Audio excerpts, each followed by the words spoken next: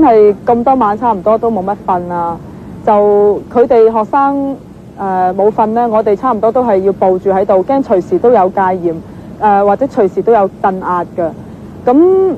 但係咧總體嚟講咧，就真係覺得好有意思嘅，因為成個喺北京嗰個氣氛咧，係喺我自己以前2年讀書裏邊咧，完全都未見過。喺成個天安門咧，俾我一個感覺咧，就好似一個小嘅國家，由一啲手無寸鐵嘅市民去保護一啲手無寸鐵嘅學生。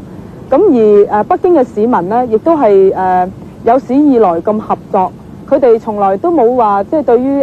水唔夠啊，或者食物唔夠啊，或者咁多日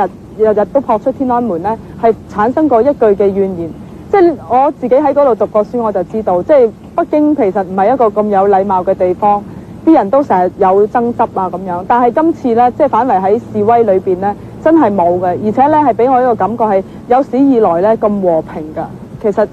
大陸嘅市民呢，對香港嘅記者期望係好高㗎。